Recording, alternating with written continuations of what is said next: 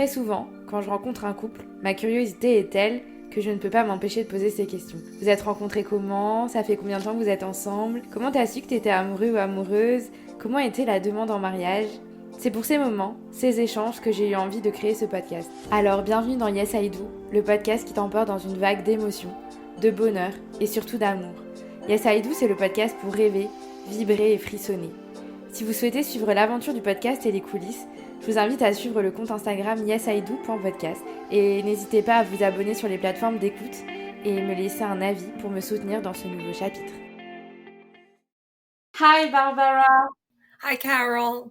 I'm so happy to meet you and to interview you in my podcast Yes I Do. My first episode in English, so I'm so excited about it. And can you present you in few words to the people who listen to the podcast, please? Yeah, hi. My name is Barbara. I am an American. Thank you for doing this in English. I can't speak your beautiful language. I am an accountant, and I've been with my husband now 27 years, and we have a beautiful daughter. Her name is Chloe. She prefers to go by Kim. She's in college at Stockton University. And just living happy life. Very blessed in my second half of my life, I guess you would call it, a little bit of empty nesting. But just really, I guess I wasn't sure how I would feel about this part of my life, and I'm super happy about it. So that's me. I'm a mom, I'm an accountant, and I'm a wife, and I'm a daughter, and I'm a sister, and I'm an aunt. And, those are all the things that are important to me. Oh, and I have 2 cats, and right now I am house sitting a dog for my best friend, and she's my god dog. My best friend and I are godmothers to each other's children, and the dog is included. She doesn't like to go to the kennel when they go away. And she's a little Yorkshire Terrier, and she's the cutest little thing in the world. Her name's Maya, and my cats actually don't mind her. So it's a match made in heaven, and I never mind having our Maya here. There's no fight in the house. It's okay. No, this is actually one of the best years we've ever had. I think the more we repeat it, and usually it is around the Easter holiday time. My friend goes down to Florida to be with her family, and this year I don't think they really care that they're all in the same house together. It's actually kind of fascinating to watch it evolve. So yeah, they're great. They're adorable. Okay, perfect. So, okay, thank you, Barbara. And where do you live in the United States? Yes, I live in the United States. I'm in southern New Jersey, which is really important to qualify. We are not in northern New Jersey up by New York, and we have nothing to do with the Jersey Shore TV show. We are in South Jersey. There's a lot of horse farms, and there's some industrial. We have refineries and whatnot, but we're about 40 minutes from everything, or 20 minutes from everything. It depends. We're right across the couple bridges from Philadelphia. I was actually born in Philadelphia, and we are about 45 minutes north of Atlantic City. My daughter goes to Stockton University, which is in Atlantic City, and we can go to New York in 2 hours. It's very suburban rural. I love it. It's beautiful. So nice. My husband grew up in the town that we live in, and he didn't want to live anywhere else because he loves it here. And they have a great school system. So I agreed. And we've been here ever since. And he's never lived anywhere else. Okay. Yeah, but it's so nice. But if you're not too far from New York City, it's cool too. And you have the bus side, the countryside, and the city not far. So it's cool. Yeah, it's beautiful. So today, the podcast is about love and relationship. And my first question is when you were little, did you dream about the big love and getting married? I did, just like any other little girl. I thought about planning a wedding. I thought about having children. I always, always, always wanted to be a mom. My dream career was to be a teacher. My father wasn't a fan because, the money. So he wanted me to do better financially in life. And not that teachers don't make good money, but they do go through a lot. I have a couple teachers in my family. But anyway, yeah, I always dreamed about, the house, the dog, cats, the wonderful husband, but I never dreamed of it in the traditional sense. I'm a very progressive kind of person. Like I always wanted a career. So I always knew that it would be something different. But yeah, I dreamt of the wedding. I dreamt of, walking down the aisle on my dad's arm, all of it. So you just want the balance between traditional and modern things, like something like that? Yes, I always dreamt of a partnership, not a traditional Yeah. gender role kind of relationship, but a Mm. partnership. Yeah. But I always dreamt of the big wedding and all of that, all the bells and whistles and all of it, just all of it. But yeah, mine actually didn't turn out that way. Mine was a little bit different. I had been engaged a couple times before I met my husband. Once I was very, very young and very foolish. And then the Mm. second time, it was more because I was looking for that dream, that settling in. And I met a gentleman who he was a chef and he was very secure in his life and he had a home. He was just lovely to me. He was amazing. But I wasn't in love with him, I realized. And I was really just in love with the idea, like when you're a kid, to have that Mm. family and have that stability that I had never had with another partner. And I was young then too. I was in my very, very early 20s. I was 21 to about Mm. 22, 23 when I was with him. And I woke up one day and I just left. Um, I was like, I looked at him and I said, I can't do this anymore. And he was kind of devastated and didn't understand, but I didn't really understand it myself. I just knew that if I stayed, I would be doing a disservice to his future because it was like, you have to be in love. You can't be in love with the Mm. idea of being in love. You can't be No, in love with totally. the idea of the marriage and the wedding and the kids and the 2.5 kids and the the nuclear family. You can't. And I was really happy that when I was so young I figured that out because I can't imagine we would have lasted. And you Mm. need that foundation. You need that respect and love and want for each other for any hope of anything that's going to last. And Mm. fortunately I found that. But by the And time I found it, we never had the big wedding. I didn't want the big wedding. I said, if you want to marry me, just let's go. Get a ring. Let's go. Because I'm not planning another wedding. I'm not, mm. this is my whole life shifted with that realization that I wasn't going to stay with the chef, we'll call him. um, with that realization, I think it changed my whole vantage point. So that was actually a Mm. great starting question because it was like the whole evolution of my idea of marriage.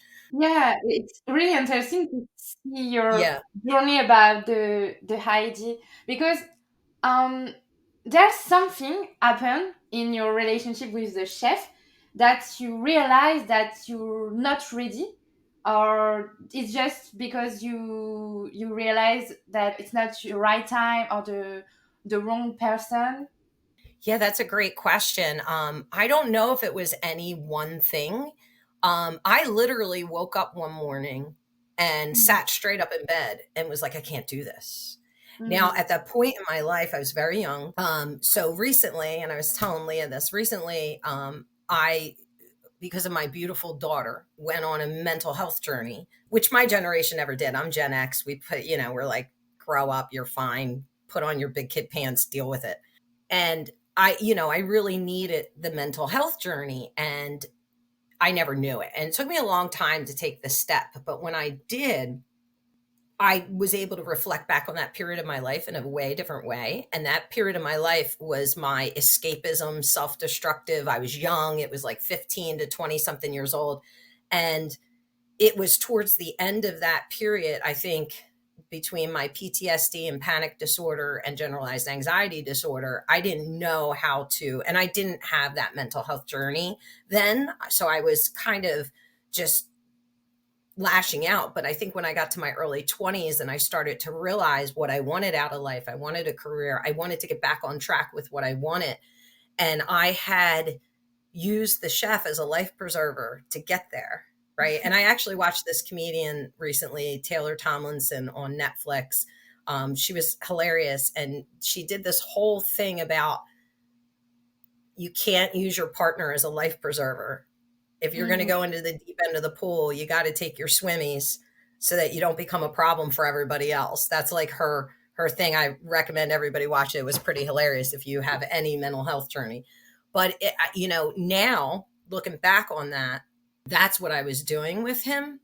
And I think I didn't realize it at the moment, but I realized it, if that makes any sense. That was that waking up that morning, I was going to myself, and I didn't understand it myself because I was very young and I had all of these things, and I was 20, 30 years from taking that mental health journey. But there was something in me that knew what I was doing was wrong. I did not love him the way he deserved to be loved. And part of it, I think, is because he loved me so purely that I could see that in him. And I knew that to take that from him would be so wrong, right? Like somebody else deserved everything he had to give. And he had a lot to give. He was such a generous and nice, big-hearted person. I mean, he was the beginning of my healing, and I didn't even really know that until recently. Like he was the beginning of my transition, and me having the level of maturity to even realize to leave was mainly because of him, because he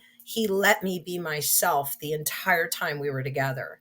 And I think subconsciously I was working some stuff out. And I think subconsciously he was like that life preserver, but I was drowning him, I was pushing him down. I was Rose on the door, Jack's in the water on the Titanic, and I've got this big door and I'm not going to let him on. I'm not letting him on. He is the door, Yeah. No, I saw what you mean. Yeah. And the interesting thing is I met my husband very shortly after that, very shortly after. Yeah, but you will talk about the story, but I think it's really interesting what you say, because if you're not in independent mood and you're not you say you're not ill, you can't.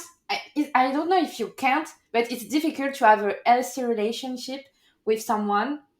Yeah, you can't. You were right. You can't. So I think you are really courageous to stop this relationship, because what you say, it's you were like, it was a I don't know you say that, but it was a good relationship because you have all what you want, but it was not what you really want. And Right. what you say about the guy, like he was really in love and things like that, but it didn't deserve the love you give to him. So I think it's really courageous to you to stop the relationship. Yeah, I think it hurt him a lot, and I always regretted that. And it was not a clean break. We were tied together financially on a couple things, and he lashed out on that. And I had to like pay him money for Mm, stuff that I had put on his credit card. And he wasn't the kind of person that would like really worry about something like that. And it was like a really small amount of money. But he made it a point to come after me for it. And I think it was because he was just so brokenhearted. Like he'd call my work. I was a waitress at the time. I was going to college, and he called my work. He tried to get my schedule. He drove mm, past my new apartment, but it wasn't in a creepy way. It was just like he was just trying to figure it out. Like, do you know what I mean? Like he couldn't understand what had just happened. So I think he was just mm, trying to piece everything together. I felt terrible. I felt yeah. terrible about that. But I knew it was right. And he wound up marrying a lovely woman he met at church and having a bunch of kids. So I know I did the right thing. I know I did the right Yeah, thing. So. nice. Yeah, it's hard at the moment, but I always say that things arrived for a reason, and if you're not married with him, it's because you you deserve was better than you could have with him. Yeah, we would have definitely been divorced. Mm, Definitely. Definitely. I think that it would have been even worse for him. And Mm, I would have been rattled with guilt. Like, I just don't see that relationship ending positively in any way. So, mm, yeah, I don't know, like the courageous thing. I don't know if I knew I was being courageous at the time.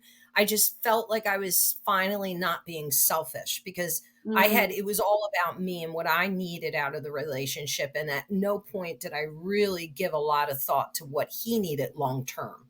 Short mm. term, sure, in the day to day, but not long term, not like, dreams and aspirations. So yeah, I'm really glad I did it. And I met my husband shortly after. So that's a good thing too. Yeah. So, can you tell me the story how you met your husband? It's the worst, most boring story. It's like kind of stereotypical, but it's funny. There's some funny elements in it. So I told you I was a waitress. I was going to college. I was working full time. I was going to school full time. And I had a couple friends who were waitresses with me. We were young girls, in their 20s, waiting tables. Um, and me and a couple of the girls, it was a Sunday night. And there was a place, I was in Collingswood, which is about 25 minutes north of where I am now. And the place we met is about 10 minutes from my house. Um, so we never went to this town, right? But that night somebody said, "Oh, did you know this place has dollar shots at midnight? Shots of liquor. You could get like Mm. a lemon drop or whatever for $1 at midnight." And we're all young, 22. I think we were, no, I was 1997. This was 1997. I'll give it away. I'm at the age where I love my age. I'm 50. I'll be 51 in April, and I absolutely embrace every ounce of it. Um, Oh, so that means I was 23 and I was about to turn 24. This was February 28th because I remember the day. oh. So on February 28th, 1997, we went for those dollar shots. And we went for midnight, and we had been waitressing all night. So, I just changed clothes. I probably still smelled like the diner, my, and we all went and we did a couple shots and we had a beer and we were standing on the edge of this dance floor they had at this restaurant's dance floor place. A lot of people get married there. It's a big restaurant with big ballrooms, and they host weddings and stuff. And they have a dance floor in the main floor, and it lights up, which is hilarious to me. I think it's still there, and I think it still lights up. Um, well, I know the building's still there. I think the dance floor is still there and still lights up. So we're standing there dancing, and this guy catches my eye, and I am a person for eyes. I love dark hair and light eyes. It's something that's always been very attractive to me. And there was this gentleman on the dance floor. I don't know if I call him a gentleman. There was a guy on the dance floor, and he had these most beautiful blue eyes. And we caught each other's eyes, and he was like across the dance floor, very, meet cute movie esque. But he was dancing with another guy. And I'm like, so I look at my girlfriend and I say, it's like you can't meet a decent guy. All the cute ones are, off with another guy. They're not even interested in us. I'm like, all the ones that have anything aren't even heterosexual. I'm like, it's not fair. I want, fun, cute, you know. So my girlfriend's laughing at me, and we've had a couple shots at this point. And at next thing I know, we're dancing and there's great music on. And he just starts dancing closer to me. And I'm like, okay, well, I'll have a new friend, we'll chill out, we'll hang. So we're dancing on the dance floor. And I start to realize he's flirting with me. And I'm like, Mm. this is interesting. And then my girlfriend's like, you are so crazy. He's heterosexual. He's not homosexual. That's not his boyfriend. That's his friend. And I'm like, how do you know? And she goes, because I just talked to his friend. And she had too much to drink. She was not driving that night. So it was kind of funny. She was being very verbose, very no filter, just Ah. talking about everything. We're standing on the dance floor, and she comes over and she says, and the night's winding down because it's about 2 o'clock in the morning at this point. We danced all night, didn't know his name, didn't talk to him, didn't say a word, just danced all night. And she says, tell him to come back to our place. We had just moved into this apartment. And because when I left the chef, I went home for a few months. I left him in November. I moved home. I moved out of my parents' house again at the end of February or mid February. So we were just in this apartment, and it was an apartment over a restaurant in Collingswood here. And my friends from high school, his father owned the restaurant at the time. It was a diner, and they had just built this beautiful apartment over top. So we were the first people to live there. So I was like, yeah, come on back. I was like, do you want to? And he was like, yeah, sure. Can my friend come? And I'm like, absolutely. So we went back, and then we talked until I think 4 or 5 o'clock in the morning. My friend went to bed. His friend's fallen asleep on the couch, and he just leaned over and kissed me.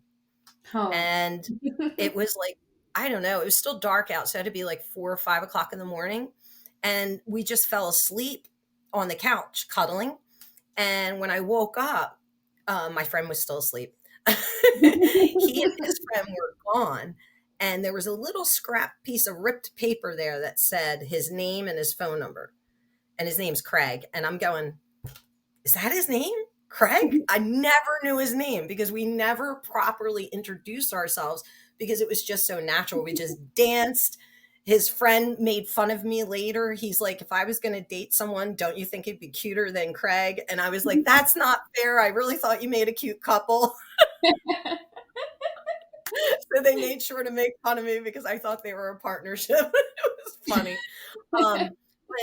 But we never, like, I didn't know his friend's name. We didn't know each other's name. We were just having such a good time, and it was so natural. We never stopped.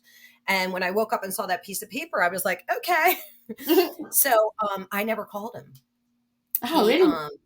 I was busy. I told you I worked full time. I was going to school full time. I was actually, when I had left the chef, I had, there were a couple people that wanted to take me out to dinner. There was one that was a police officer, and then there was another one that was in the military. And I was like going to dinner, going to movies with like guys, like, cause I was back to playing the field, you know, it was a couple months. I wasn't really in love with him. I wasn't that heartbroken. I was just, you know, not playing the field, but like people wanted to go out with me. And I'm like, okay.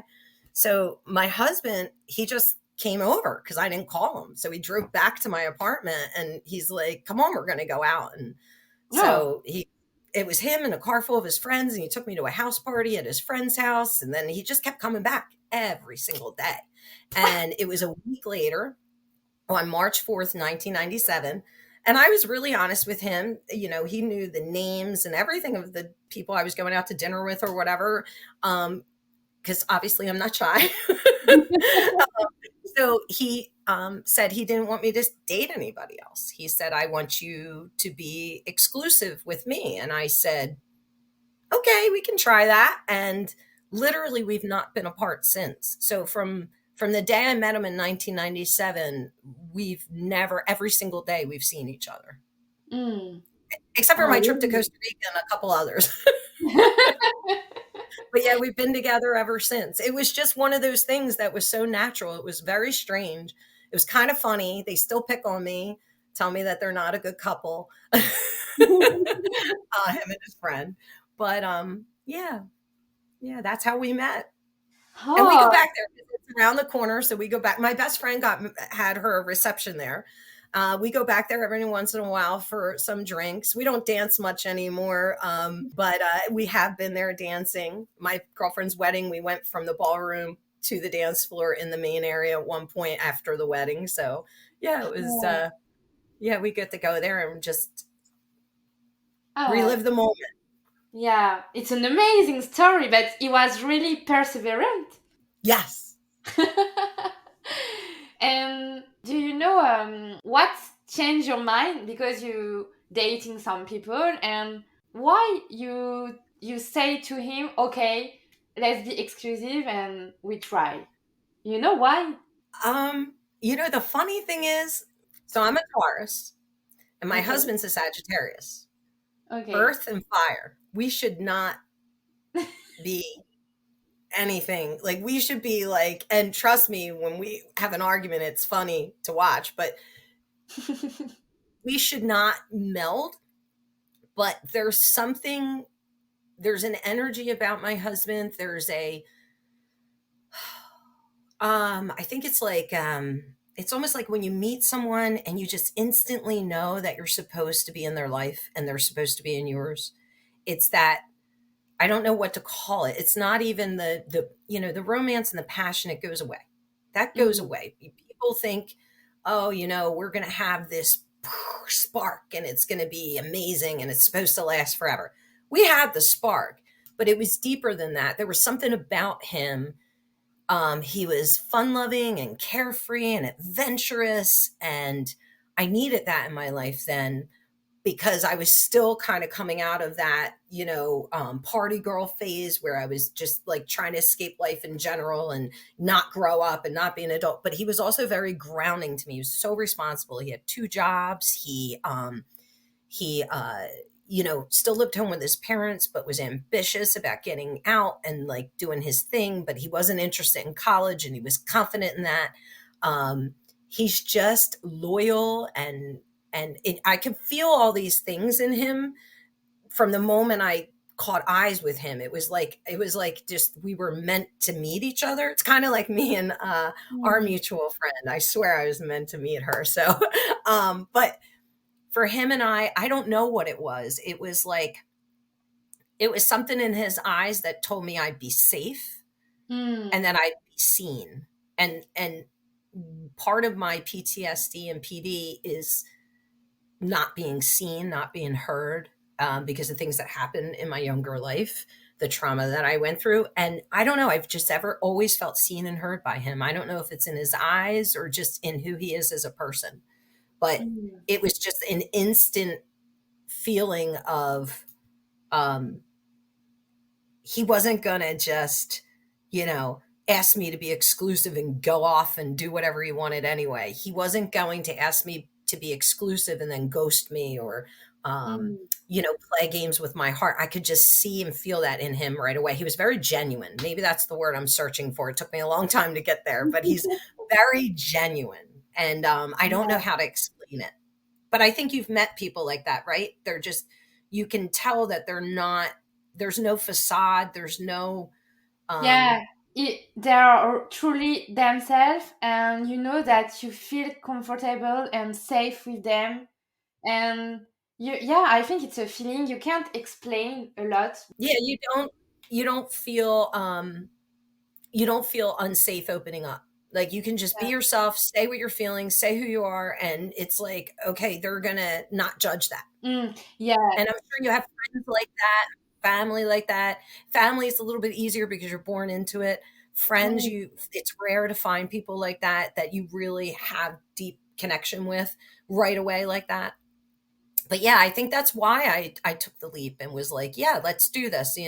I feel like he really wanted to. Like, it wasn't like, oh, I don't want you to see anybody else because I'm going to be territorial. It was, I don't want you to see anybody else because I want us to spend time together and I want us to figure out if this is something that's going to last. And that was really mature. He's a year and a half younger than me. And I feel like that was just like one of the first people other than the chef that I met that was really at that young of an age, mature enough to know where they were heading in life and what they wanted and what they were looking for in a partner. Even if they were so young, they didn't realize consciously that's what they were doing. But that's really what it was. That's really what it was for sure.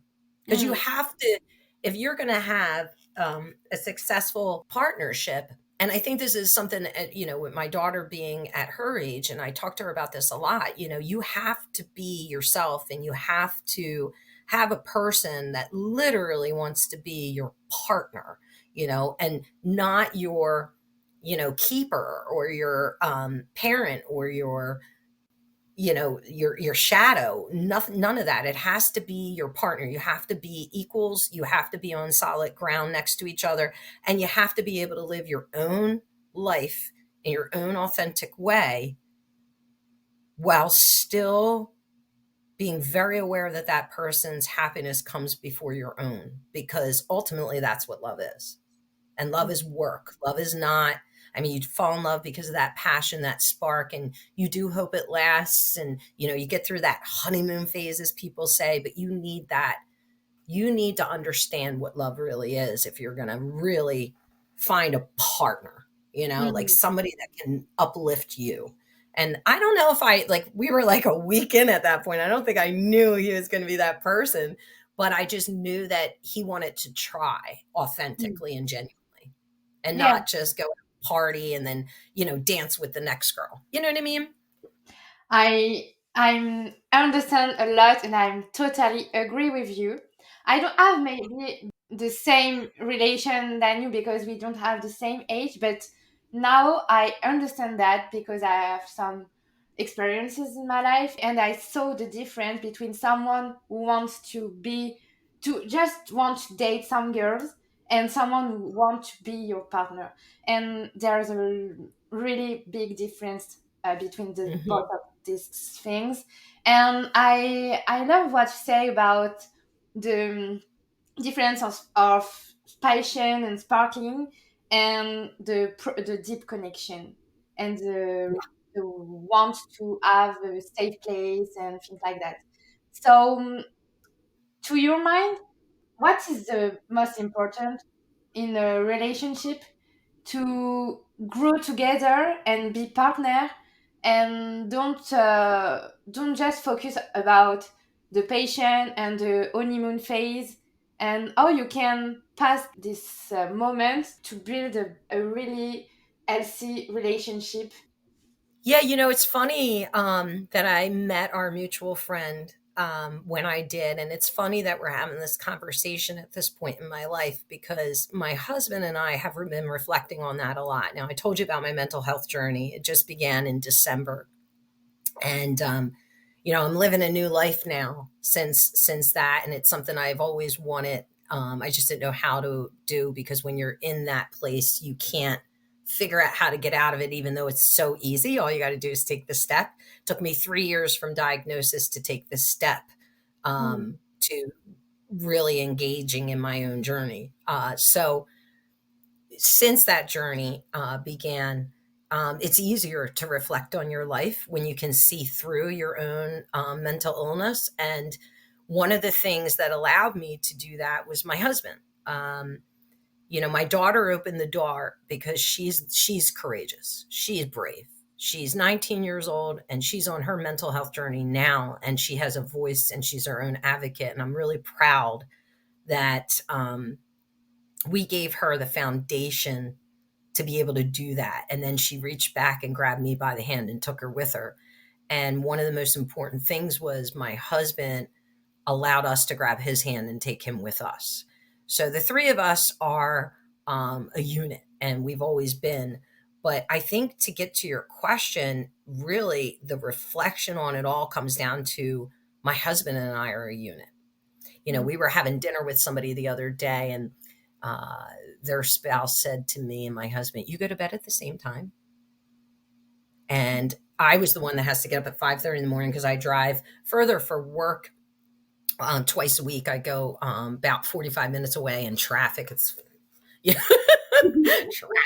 but it's something you can't complain about because I have a job. I woke up, I'm fed, I have a house. It's great. So, but anyway, so my husband goes to bed with me, and he wakes up with me. He doesn't have to be on at work until 3 hours after my alarm goes off. But he gets up, he starts my car, he gets my stuff together, my lunch bag, my coffee, my water bottle, all of these things. He gets ready and it's all sitting on the kitchen table, and he walks me out to the car and he puts my bag in the car and he shuts the door, and I roll down the window. It could be raining, it could be snowing, it could be freezing. It's pitch black out, and he gives me a kiss goodbye.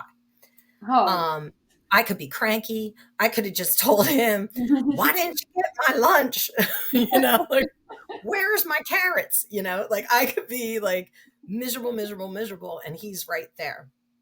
And on the flip side, before the pandemic, he worked in Mount Laurel every day, which is only 30 minutes north of us, 20 minutes north of us. It would take him an hour and a half to get there and get home every day because of the traffic. And it's a job he took that he didn't want. And it's a career he didn't want, that he took our entire marriage, that we could have great health benefits and that we could have stability. So, but that's all, I'm digressing. Anyway, the point being, when he was doing all of that, I was feeding the animals every morning and night. I was taking my daughter to school and picking her. I work full time, and it took me a long time to get my bachelor's degree, and I'm the breadwinner in the family, and my husband supported me through all of that too. But we give, we take, just to kind of cut it there, like we give, we take. We are a partnership. We are a unit. So one of the things for me, just to not lose your question, which is really, how do you take that passion and that want to be together and grow that into a long, sustainable relationship? You have to make a choice to do that every single day. And you're going to fail some days and you're going to do better some days. Like there was, especially before, my mental health journey officially began last year, we didn't argue well. We argued in a very unhealthy way. We didn't have role models in our upbringing that knew how to argue. They didn't have the tools to argue healthy either. So here we are, just generational. He fights in one way and I fight in another. He can be very nasty in the way he fights, and I can be very bullish, and I just push and push and push and push because I want it resolved, and he needs time. So, but you have to, even in those moments when you're at your worst and you just want them to leave the house, come back or not, because you're having that bad of an argument, you have to choose every time to say, is this as important as what we have? And everything, all the reasons I love you, all the reasons why we even began this journey, all the reasons we have this home, all the reasons we work hard every single day at our jobs to give, our daughter everything. Is this argument, is this disagreement worth it? Because the answer is always no. It's not worth it. And what's worth it is to say, okay, let me take a step back and ask this. What do you need out of this? What do I need out of this? And how can we find a way to find that middle ground? And you have to always want to get to that middle ground, no matter how angry you are, no matter how much you're mad at that person. But these things have to be things that are like just day to day, or build up things or whatever. Because some people, keep everything inside until they explode. And my husband does that sometimes. It can't be the bigger things, because here's the thing. When my husband and I got married, it was 1998. And I said to him two things. One, don't ever disrespect our vows. You want to be with somebody else emotionally or physically, have the decency to come to me with the respect for the vows we're about to stand here and take, and say to me, I want to exit this so I can go do that. You want to go do that? Go do that. But do not disrespect me so much to do it without telling me first. Like if we're not going to be together, and whether I agree with that or not, and whether you agree with it or not, because it's a two-way street, we've got to tell each other it's over before we go putting one foot into another door, because that's just disrespectful. There's three things that, and this is part of my PTSD: a liar, a cheat, or a thief. Don't be any of those things to me. If you're going to just be honest with me, and I'm so direct, I'll be like, all right, you think the grass is greener over there? Go ahead. Because if that's how you feel, then obviously I deserve better. Right? So you have to get there with yourself to have that. The other thing I told him was, this is 1998. This is not 1958. And if you think I'm going to stand at the front door with your slippers and a martini and a poodle skirt every day, well, then I guess you need to make a lot of money.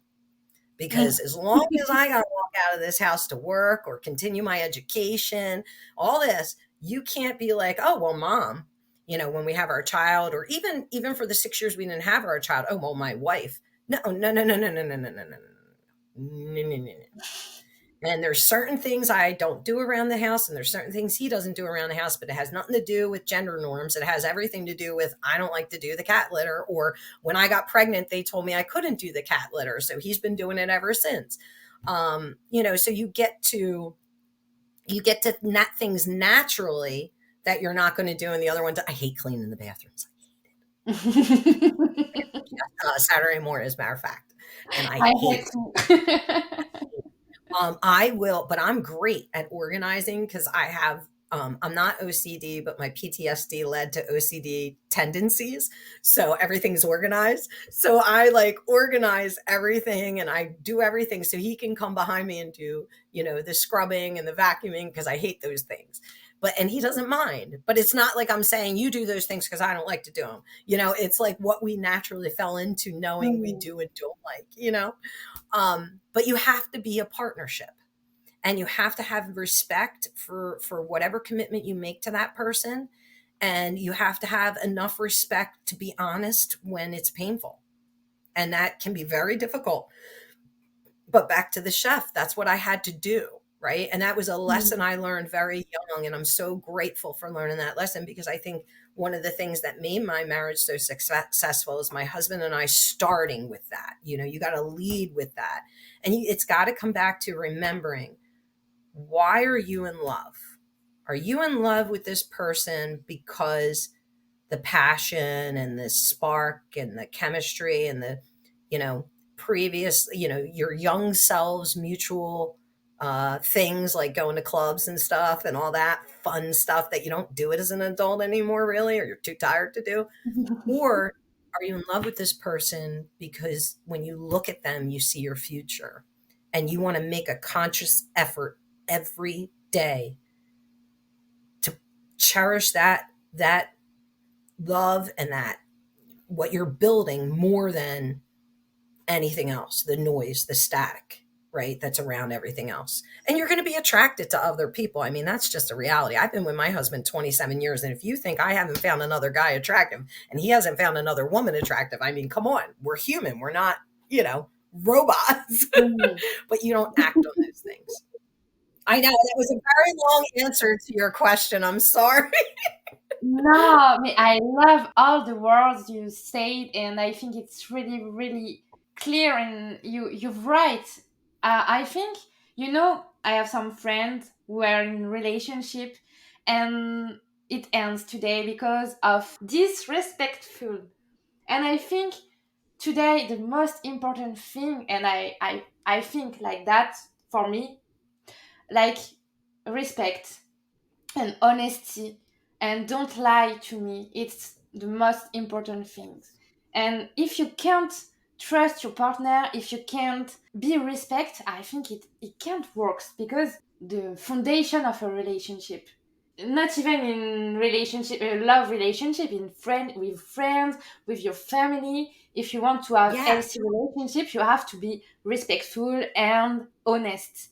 And I think it's hard. I don't know if it's question of generation or not, but I have noticed that nowadays, and with my generation, it's harder to find someone who wants to be a partner, a real partner, and Hmm. to be invest in a relationship and be honest too.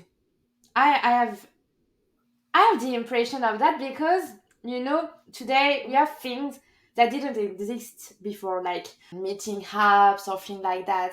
And we are in a generation that you take things and you stop things, and you don't want to build things and be consistent and be, I don't know the term, but I think you see what I mean.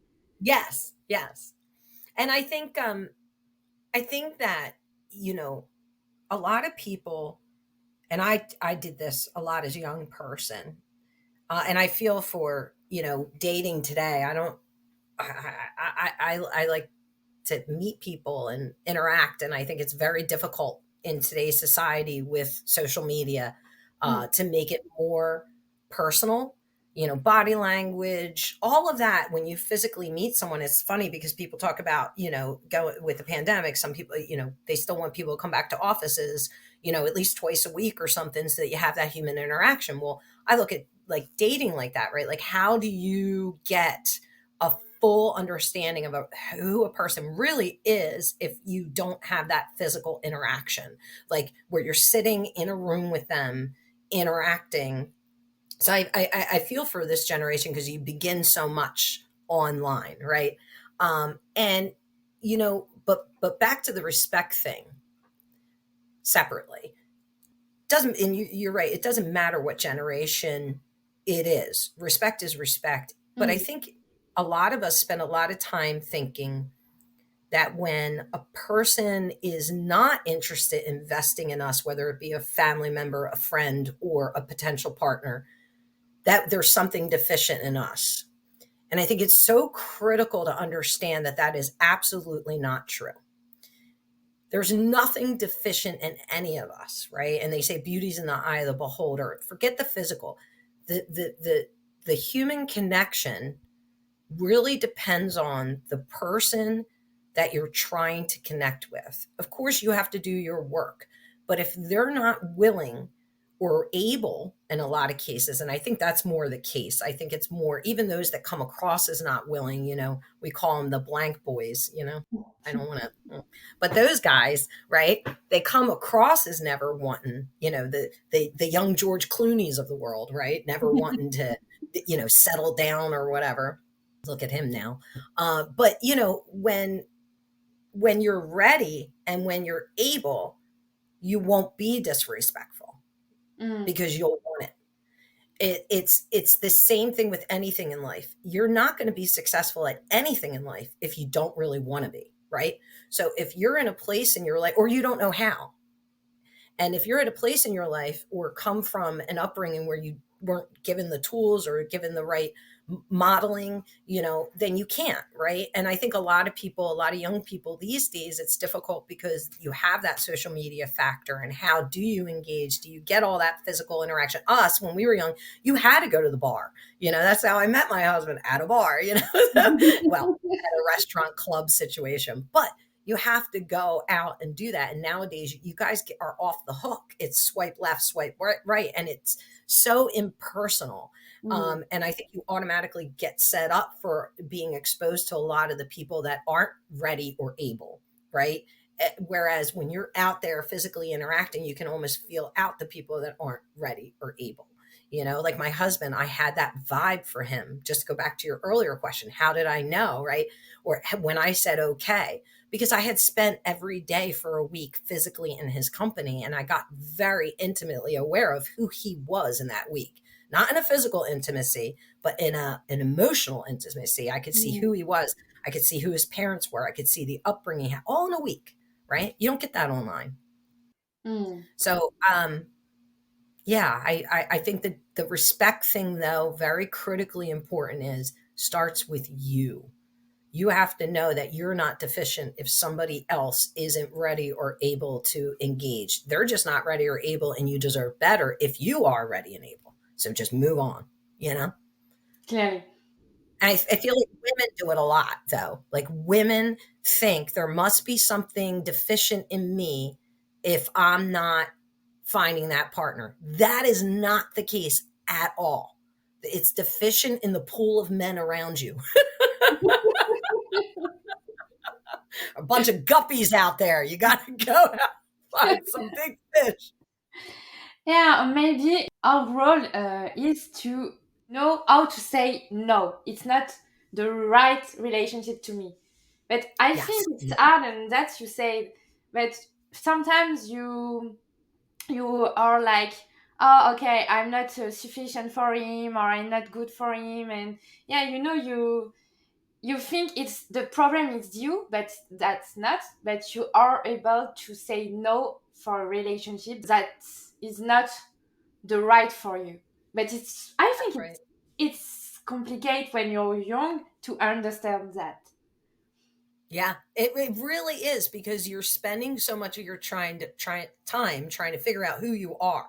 And it's interesting because back to my relationship, I am so authentically who I am. When and I've always had body dysmorphia. I think a lot of women do, where you look at yourself and you feel that, you're overweight when you're not, or you feel like,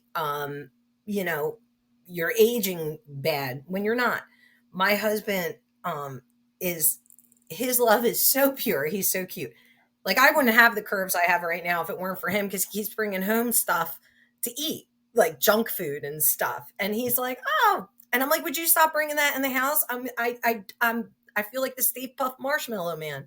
And he says, you're beautiful. Stop. You're beautiful. Eat whatever you want. Like, because it can't be like, I think we spend so much time on the physical. And in the beginning, there was the physical. I mean, we're very attracted to each other. And we still are. But, we're both older and we both look a little different than when we met each other, and you go through that part of your relationship and midlife crises people go through where they're like, oh, this isn't the person that I married because we got old and somebody gained weight or somebody lost too much weight or whatever. If that's the focus of your relationship, then it's not a relationship. It's like this physical trophy you have next to you. Like, where's the respect for the human, right? And that person that's growing and changing and evolving. Like, I'm a totally different person than the day I met my husband. I became a mother. I'm a career woman. When I met him, I was a waitress in college. Now I'm a homeowner who works for a very large corporation. I'm a senior leader. I have a daughter in college. So if you can't go from this version of yourself through the many versions of yourself to where you're going to be when you're older with this person, then you're not being good to yourself because you deserve better. And if that person isn't ready to be your partner, then that's not about you. That's about them. And they need to go do some more self-discovering. Clearly. And I think a lot of women like put themselves as deficient. I remember always being out there dating, like, well, is it me? No, it's them.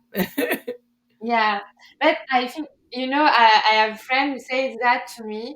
There's a difference between the content and the package. Like, the package is like the physics stuff and things like that, but the content is more emotional.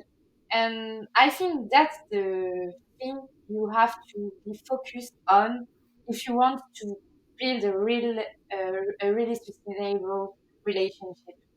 And that's what we Yeah, and you have to have the same goals. Like I was telling my husband when I started seeing my therapist, she said you're going to go through some changes and what you want out of life will be, a little different as you grow and get away from your I was having like just severe stress and everything, and as all of that was relieved and I was getting over my PTSD, I knew I would grow as a person. I told my husband that because she said that she's seen couples grow together or apart. And because it's hard when you go through a journey like that. And this is just one snapshot of your whole life. You're changing as a person the whole time you're growing. And my husband said because my doctor was more like, well, if you're going on the mental health journey and he's not, it could be like a thing, where you grow apart. And he immediately was like, well, then I guess I need to like figure out and he kicked into gear, so it wasn't something that he woke up one day and decided for himself, but it was something that he definitely was going to support me on no matter what he felt about it. And then if you even breathe a hint of the option that we could grow apart because I'm going to heal and whatever, and it's going to change my vantage point. And if he doesn't heal with me or whatever, he like kicked in the high gear because you have to want it. Like it's a choice you make every single day to respect and love somebody. And if you don't make that choice, or one of you doesn't make that choice, it's not going to work. And when you start your relationship with your husband, you didn't know all these things and how it began and how you build this healthy relationship, and you know at moment that it was the one. So so this is an interesting story. Our friends are always like when we would go, because we had a really tight knit, but a semi big group of friends when we were younger, and everybody called us Craig and Barb, and it was Craig and Barb, Craig and Barb, Craig and Barb, because we were always together from that moment we met. And when my lease was coming up with my apartment over in Collingswood, my husband asked me if I would want to get an apartment with him and his friend because me and my roommate were having some lifestyle differences. She was very, she wasn't as clean as I was, and it bothered me a lot. So anyway, so we moved into an apartment together, and then we had a house sit my parents' house as we did. My parents would go away for a week down the shore, and we'd go to their home and watch the dogs and the cats and, just watch the house. And they have an above ground pool, and we would, keep it clean. And I always had all the friends over, and we'd have a party or whatever. But one night it was just me and my husband and his friend and his girlfriend. And we're sitting in my parents' family room, and they had been together like, I don't know, 3 or 6 months. Me and Craig had been together like a year.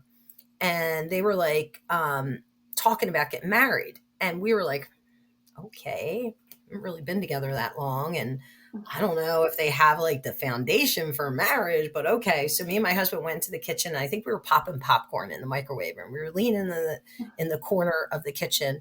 And we just looked at each other and we're like, well, if they're going to get married, I mean, should we get married? It was like one of them things. Like we were just like, should we get married? And we were both like, well, I mean, yeah, why not? So that was the first time we talked about it. And then we were going to visit my husband's brother, who was working in the mall in Delaware. And there was a jewelry store. When we parked, we came into the mall, and we were walking past to go to he worked at PacSun, and we were going to that store. And there was Barclay Jewelers right there. And my husband said, well, let's look. And we're looking outside. We're standing in the mall looking at the window at the rings. And he's like, and because I told him I didn't want an engagement ring. I said, I've been there before. I said, if you want to marry me, you just get a silver band, you a silver band, we'll get married, right? So he's looking in the windows, and he goes, do you like that one? And I was like, well, it has diamonds. I don't need diamonds. And he goes, yeah, but I really like it. Do you like it? And I said, yeah. I was like, okay. He goes, well, come on, let's go in the store. And we went into the store, and the guy took it out of the window, and he said, do you like it? And it's this ring here. And it was the only one like it, and I've never seen this ring before. And he took it off the shelf, and he put it on my finger, and it's fit from the day he stuck it on my finger. Like it just fit. And I've never had it sized. It's platinum. It's got some diamonds in it. I said to my husband, I'm like, I don't want any diamonds. I don't want any diamonds. He goes, my wife's going to have diamonds. I'm like, oh, here we go. Okay. You want to be a caveman for a minute? I'll let you. So it was like very like, that was the one traditional thing he was going to have. So we bought the ring. Went and saw his brother. I think he told his brother. I don't even remember, because we were very nonchalant about it. It was just very like, okay, I guess we're getting married kind of thing. So we went home, and we were in our apartment, and he had the bag with the ring box in it. And like I said, I did not want to be engaged. I didn't want an engagement ring, but here this is like, he had never been engaged. So, he's like, I want to do the things. So he got down on one knee, took the ring out of the box, and proposed to me, and asked me to marry him properly. Mm-hmm. And I was like, oh, yes. And then he put the ring on my finger, and then he looked at me, he goes, okay, now give it back. Because it's a wedding ring. But he wanted to propose to me. So he used my wedding band to propose to me. And it has diamonds in it, but I wasn't allowed to wear it until we got married. But then he wanted to ask my father for my hand in marriage. And I'm like, oh, here we go. So my husband wanted to do all of the traditional things. I'm not going to deny him, of course, because what he needs to make him happy is important to me. Mm. So we went and met my father at a sports bar, and I had a call to take. So I went outside, and my husband and my dad sat at the bar, and my husband was very nervous. We had been together about a year and a month or something or a year and a couple months. And he said to my dad, he wanted to have my hand in marriage. And my dad gave him a little bit of a hard time. It was like, really? Well, what are your aspirations in life? And it was funny because my dad had known him for like a year. So my husband basically started sweating, and then my dad let him off the hook. And he's like, of course you can marry her. He's like, I'm really happy for you guys. But then my dad got mad, not at Craig, but at me, because I didn't want to plan a wedding. So I didn't want, my dad's like, you're going to give us a year, you're going to go order the dress, then you're going to do this, and then you're going to do that, and we pay as we go, and da-da-da-da. And I'm like, no, we're going to go to the courthouse, we're going to get married. My mom's like, well, you have to have a dress. So I went to the mall, it was called the White House.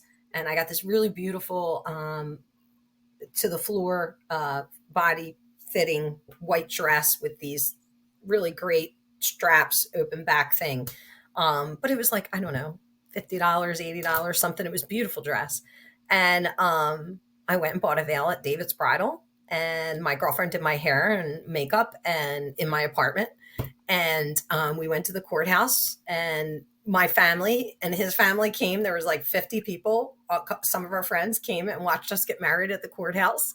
And we went across the street to a restaurant called Charlie Brown's, and we all had dinner, and that was it. And then me and my husband drove to the Poconos. We went to the waterfalls, horseback rode, did some archery. It was 3 days because we were so young. We didn't have any time off from work that we could take and get paid because we weren't with our companies long enough. So we took 1 day off of work. And that was our wedding. And then 6 years later, we got married again in the church. We had our marriage blessed when I was 6 months pregnant with my daughter. And then she was in first or second grade, and we were at an Easter vigil, and they had all the married couples stand up and renew their vows. So my husband has this running joke that he's married me 3 times. You know, he's like, oh, I guess that's enough. You know, like he thinks it's so funny. But yeah, we've been married 3 times, and we so nice. married another 100 if we could. I love the story. Yeah. And that was when I told you, that was around the time I told him when he proposed to me in that house. And it was probably between the popcorn in the kitchen and getting the ring when I told him the whole, this is 1998. This is not 1958. Are you sure you want to do this? I gave him an out. I said, are you sure? Because I am. Are you sure? Yes. And I'm not ready for babies yet. So you better be sure, because I got my career to get. I wound up having my daughter when I was in the middle of my bachelor's degree. I took a year off to get married. I took a year off to have my baby. And I graduated with my bachelor's summa cum laude when she was 3. So I graduated with a perfect score on my bachelor's. Wow. Which tells you how supportive they were. Yeah. Amazing. I love it. It's a really nice story. Yeah, we've been together ever since. In fact, we hadn't slept apart from that first week. Like when he asked me to be exclusive, he would start spending the night over my apartment or whatever, because he worked 2 jobs, and one of them was till like 2, 3 in the morning. So I would be in bed, and he would just because he wanted to cuddle with me, he would come to my apartment. I gave him a key, and he would come up and climb into bed with me after work. And I would wake up and he'd be there, and we'd have coffee and breakfast together in the diner downstairs. We'd go have breakfast and everything. But yeah, so we hadn't slept apart until right before I got pregnant with my daughter. And then I was going somewhere for business in Princeton, New Jersey. He actually said, nope. So he came with me. And then I started traveling with my new job that I got around the time my daughter was about 3. I started working for a corporation local here, really great company, but I traveled. And when I started traveling with that, and it was on like the owner's private jets and stuff, my husband didn't come. So that was the first time we slept apart. I think my daughter was 3. So we were together 9 years, the first time we slept apart. Oh. But we just liked being together, you know? Yeah. To this day, when we get in bed at night, I shove my feet right between his legs.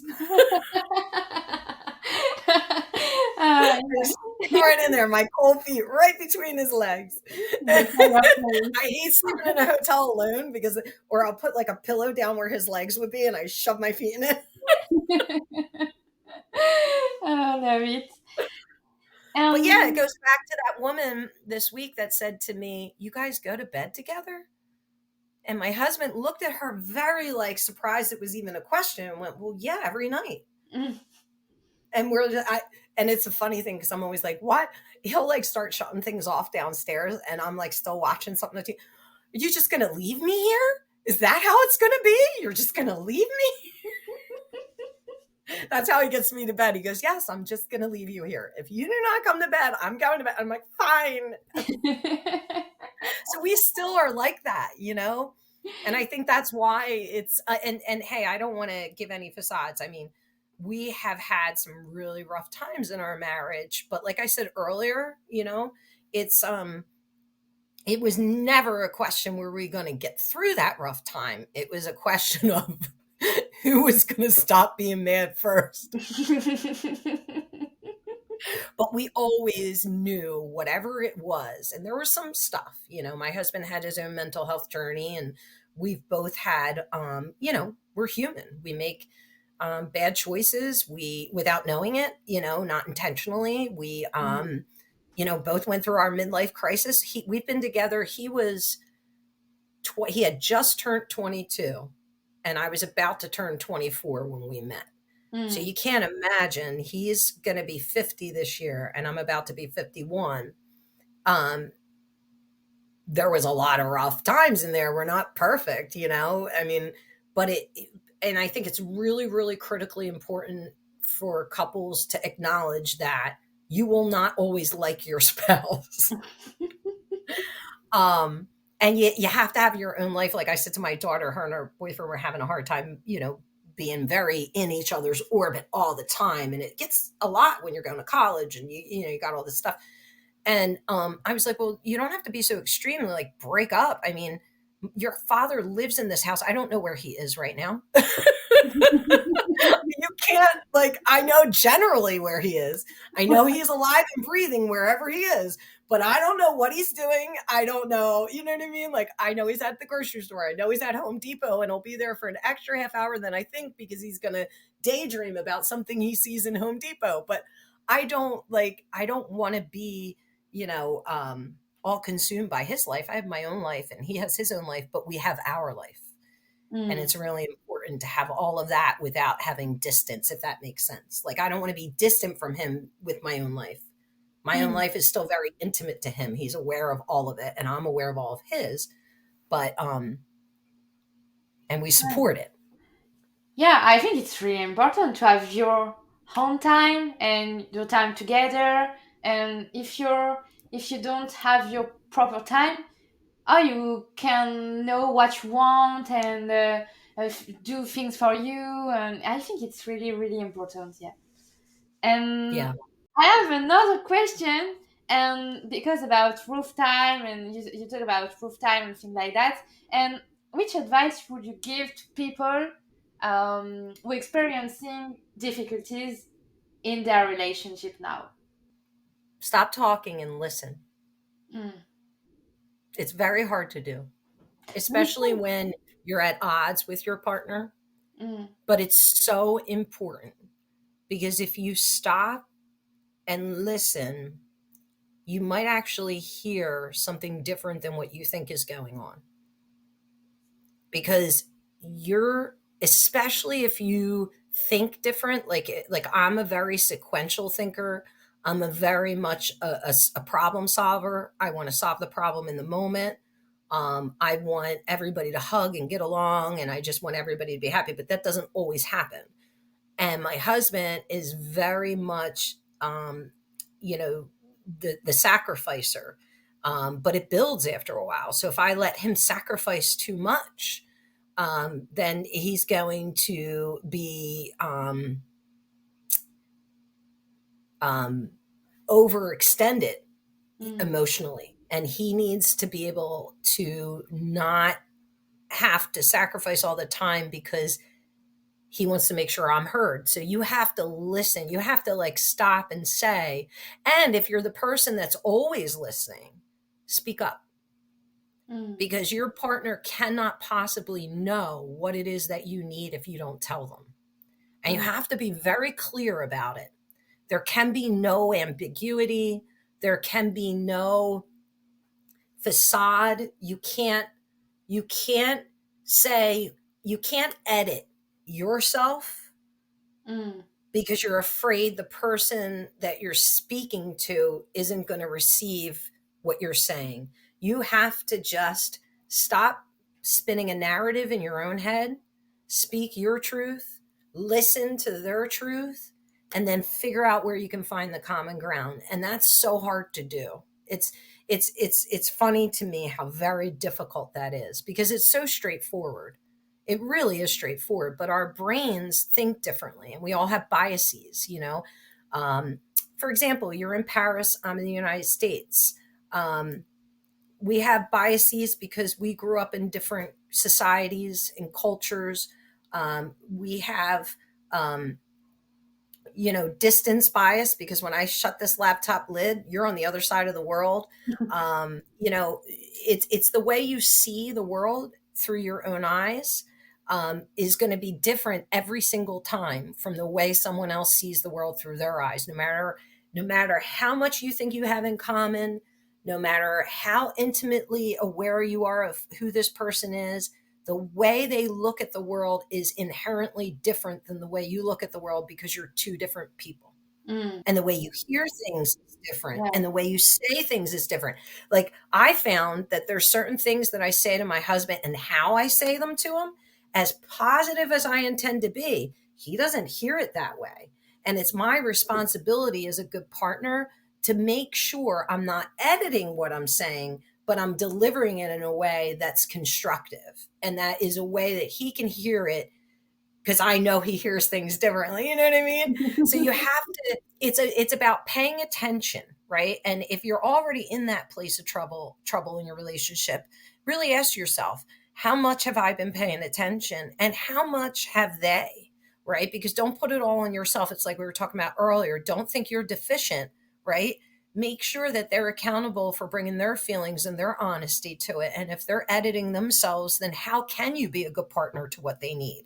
It's that honesty. It's that respect. It's listen and speak up. And be sure that when one person's speaking up, you are listening. And listening is not thinking about how you're going to respond. You have to turn that off. Don't think about how you're responding to what they're saying. Think about only what they're saying. And if you have to, take some notes and walk away and digest it, and really think about, what was that person trying to express to me, as opposed to, well, I heard da da da da da da da da da, and every time we have this, it's da da da da da da da. And don't do the extremes, the every time or never. Nothing is ever every time, and nothing's ever never. And don't say those things to your partner, because like you, or like things like me with my OCD tendencies, saying to my husband, oh, you're just getting on my nerves. Go over there. I will fix it. That is so degrading. It's degrading. And you don't mean to be, because you're worried about your own thoughts and moments. But what about their thoughts and perceptions in that moment? I could talk about that forever. Obviously. Yeah, clearly. Now, I always say that we all have our own reality and our own vision of the life, and you can ask to one people to have the same vision of you, and it's not possible, because we have all different personalities, different life, different culture, and things like that. But I understand what you say about listen, but I have a question, because do you see a difference between listen and understand? Well, yeah, you have to listen to what they're saying. And then, yeah, very important point. You have to make a conscious effort to understand what they're trying to say. Because one of the things about humans is that we were born terrible communicators, because we're all different. So you're automatically a bad communicator the moment you come out. When you're a baby, you're crying. Nobody understands what you're saying. The world is telling you not to cry. Here's a bottle. Here's a diaper change. Stop crying. It's not about listening to you. It's about appeasing you for what's good for the people you're with. Like, we're in a grocery store. Here, shh, here's a bippy, or a pacifier, So we're terrible communicators. And communication is not about what you're hearing when you're the listener. It's about what the person is trying to convey to you. And when you're the speaker, it's not about what you're trying to convey. it's about what the person you're talking to is hearing. So it's a dual responsibility on both sides of the conversation. You have to, and both people in the conversation have to be aware of that if it's going to be successful.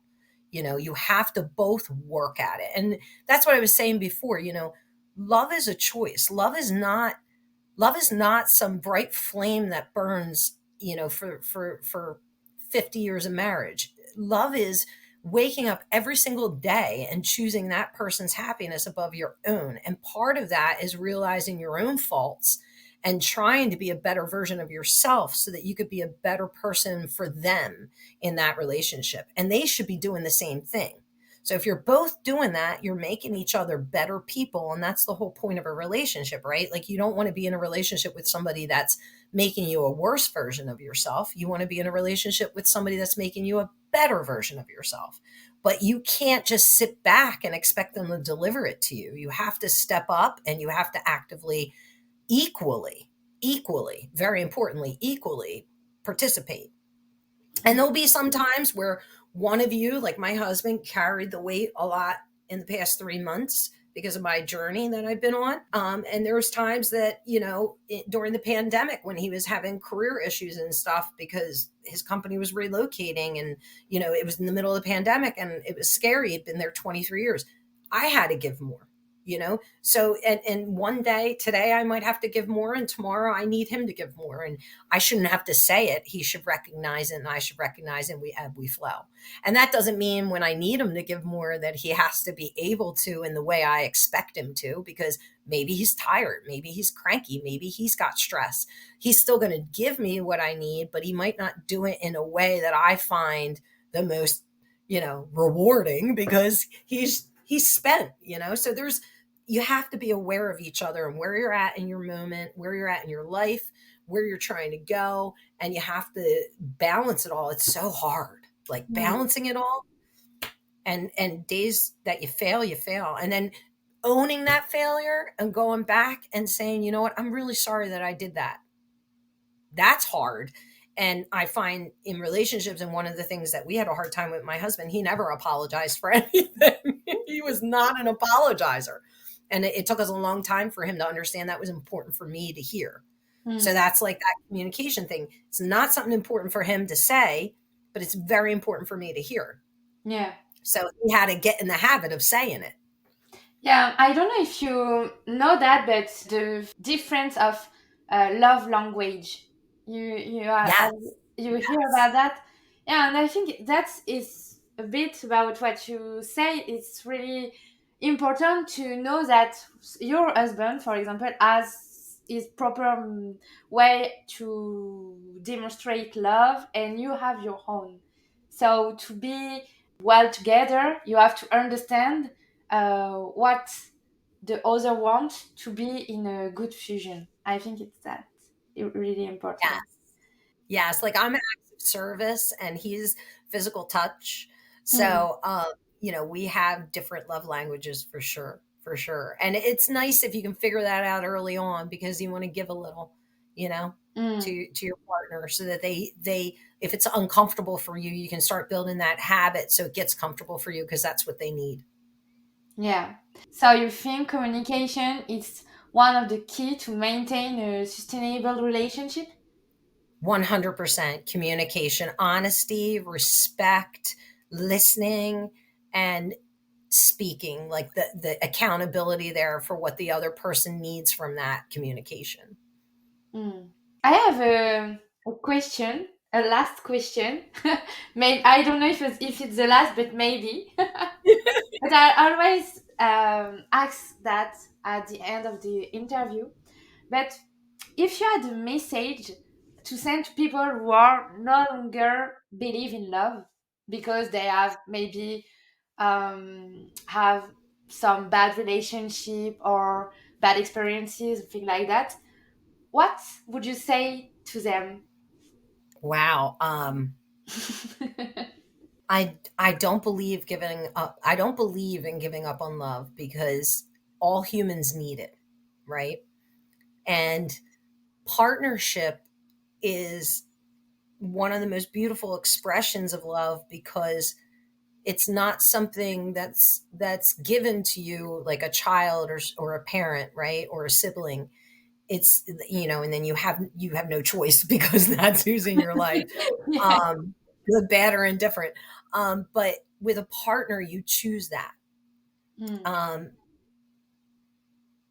and I think it's beautiful. I think it's beautiful to wake up every day and know that not only do you choose to put that person before yourself, but they're choosing to put you before themselves. So you're not lacking in any way.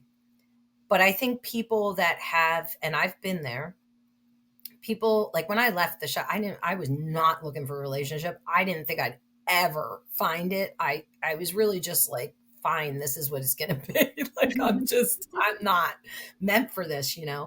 And I didn't have my daughter until I was 31. So like, that's not at all about that dream with that little girl. But I think that if you shut yourself down to the possibility, it's sad because when that possibility comes by, you might not recognize it. And true partnership love really is rare, long lasting. And if you don't pay attention to what's around you because you've given up, then you might not ever get that, right? And that would be sad to miss something like that. So I would say my advice is always be your true authentic self. Always know whether you're LGBTQ plus, whether you're I don't care where you are in the world, no matter what it is that your life entails, be who you are. Be proud of yourself, invest in yourself, love yourself. And if love is meant to be for you with a partner, then it will come because I feel like it's just naturally going to happen if you know what it is that you deserve. But don't give up on it because it would be so sad. And hey, you're gonna kiss a few frogs. You're gonna have the bad relationship. You're going to have the people that aren't able, that aren't ready. And, there's a little bit of beauty and maybe that moment they touched your life or you touched your life, you made them a little bit more able, a little bit more ready. Maybe not completely, maybe not for you, but maybe for somebody else, you were, a good part of their growth and evolution. Who knows? But if not, as long as that's not, mentally or physically, negative for you, then experience it because some people are meant to be in your life for just a moment. Some people are meant to be in your life forever.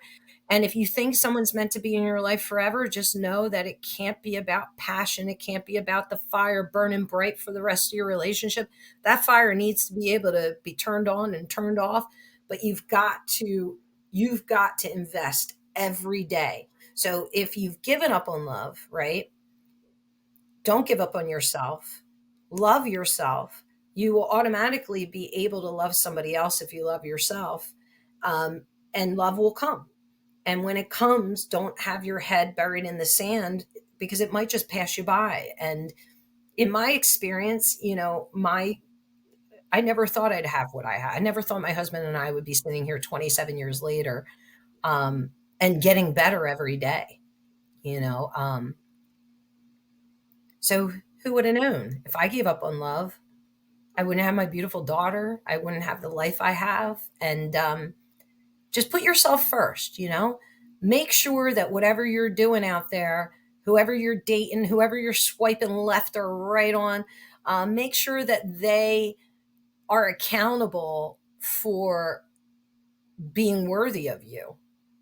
You know, be worthy of yourself first, but then make sure they're worthy of you because you deserve someone that's able and ready to be a partner, not someone that's just out there still trying to figure out who they are. And young people are going to have a lot of that, but there's a lot of young people that do really know who they are, and are ready for it. You just got to find them. Get off the apps, go to a bar, um, go to a festival, whatever it is that gets you out of your house for physical human interaction. You'll make more genuine connections outside of technology. Mm. I think it's really, really beautiful what you say, and I love your vision of love, and thank you to share that with me and with all the people who will listen to the podcast, because it's really, yeah, I love what you say all along our discussion. I think, yeah, it can give hope to people who hope to find true love, but they have experienced bad relation and they think that it never happens. So, and I think it's really important what you say about build a really healthy partnership with the couple. And yeah, thank you so much. Oh, no, thank you. I mean, I think it's really important, especially for women, and I'm a feminist over here. You're never deficient. I mean, you're just beautiful exactly how you are. And if you haven't found a partner yet that's deserving of that version of yourself, which is your true authentic self, that's okay, because you'll be happier not having someone than having someone that doesn't respect who you are. So be happy, be in love with yourself for now. And, if love comes, or when love comes, you'll be able to enjoy it so much more, because you'll really know who you are and what you need, and what you can give, and where you can't compromise and where you can.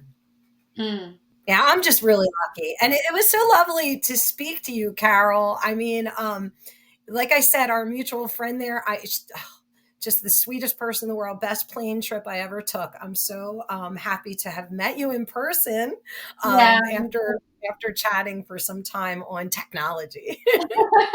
Yeah, it's really, really nice. You're in the United States, I'm in France, and we can talk and record these podcasts in the same time. So it's technology was really cool and great. Yes, yes, it was so nice. And you're so lovely. Oh, So lovely. It was just such a pleasure. I could talk to you all day. yeah, me too. But I can record a I podcast know. during 3 hours, but if I can, I do it because it was really, really interesting, our discussion, and I love your vision of love and your vision of partnership and couple and vision of life. And I was really excited about this discussion, and I'm so glad to meet you and have this interview with you. I plan to come to Paris someday soon, which is in the next couple years or something. So when I come out there, I'm definitely going to look you two up. We have to have a glass of wine. Clearly. Clearly. Thank you, Barbara. Thank you, Carol. Have a lovely day.